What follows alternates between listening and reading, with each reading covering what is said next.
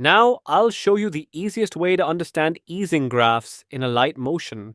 So, friends, basically, हमें Alight motion के graph editor में दो हैंडल्स दिखेंगे. इनमें पहला हैंडल हमारी एनिमेशंस की पहली की फ्रेम की स्पीड को कंट्रोल करेगा एंड दूसरा हैंडल दूसरी की फ्रेम की स्पीड को कंट्रोल करेगा. जैसे ही हम किसी भी एक हैंडल को इस लाइन के पास लेकर आएंगे तो ग्राफ का कर्व भी इस लाइन के पास आ जाएगा. जब कर्व इस लाइन के पास होगा तब हमारी मोशन की स्पीड स्लो हो जाएगी. इसी तरह अगर हम ये हैंडल को ये लाइन के पास ले जाएंगे तो ये कर्व भी उसी डायरेक्शन में जाएगा एंड जैसे जैसे कर्व ये लाइन के पास पहुंचेगा हमारी मोशन की स्पीड स्लो होती जाएगी. इससे आप समझ सकते हैं कि जैसे ही यह कर्व इन दो लाइनों के पास आ जाता है तब मोशन की स्पीड स्लो हो जाती है.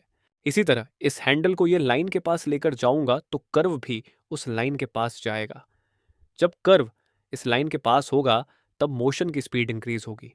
इसी तरह इस हैंडल को ये लाइन के पास लेकर जाऊंगा तो कर्व भी उस लाइन के पास जाएगा. जब कर्व इस लाइन के पास होगा तब भी मोशन की स्पीड इंक्रीज होगी.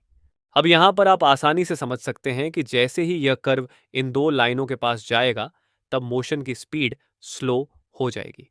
इसी तरह जब यह कर्व इन दो लाइनों के पास जाएगा तब मोशन की स्पीड बढ़ जाएगी. एंड जब यह कर्व इन दो लाइनों के सेंटर में एक स्ट्रेट लाइन बना लेता है तो मोशन की स्पीड कांस्टेंट हो जाएगी. इसका मतलब है कि कुछ फ्रेम्स तक एनिमेटेड एलिमेंट की स्पीड रुकी हुई रहेगी. That's it for easing graphs, friends. Now we will move on to the next graph type.